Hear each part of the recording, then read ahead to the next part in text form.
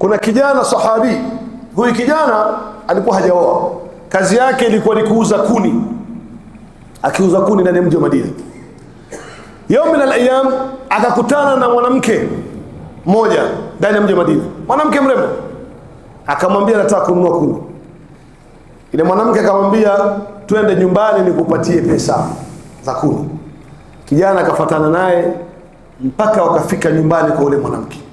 Na Mtume sallallahu alaihi wasallam anasema hakai mwanamke na mwanamme isipokuwa shetani ni watatu wao. Ile kijana akafitirika, akawa kwa peke yake na ule mwanamke ndani ya nyumba anangoja mpe pesa. Ile kijana akamshika ule mwanamke na kumbusu. Ni sahaba huyo. Baada ya kumbusu ile mwanamke akashtuka na kuogopa. Maana mtu muumini anaweza katereza akakosea, lakini anarudi haraka kwa Allah subhanahu wa ta'ala. Ile kijana akashtuka, akaogopa, akatoka mbio, akaenda kwa Bwana Mtume sallallahu alaihi wasallam kujishtaki. Anajua asipojishtaki Mwenyezi Mungu subhanahu wa ta'ala atamuelezea habari yake. Unajua masahaba wao, moja katika fadhila waliyopata ni kwamba Mwenyezi Mungu subhanahu wa ta'ala alikuwa akiwasifu na aya, akiwarekebisha, akiwaelekeza na Qur'ani ikishuka. Akajua kwamba mimi nisipokwenda kwa Bwana Mtume habari zitamfikia tu. Akaenda kwa Bwana Mtume sallallahu alaihi wasallam kubain salatu al-asr, kabla salatu al-asr. Ambia Rasulullah halakt, nimeangamia mimi. Mtume akamwambia umeangamia nini? Akaambia qabaltu imra'a, nimembusu mwanamke, nimemfanya kila kitu isipokuwa sikumuingilia tu. Mtume hana fatwa. Hili ni jambo geni kwa Bwana Mtume sallallahu alaihi wasallam. Na Mtume hii ni kuonesha wazi kwamba yeye alikuwa hasemi mambo kwa kichwa chake. In huwa ila wahyi yuha.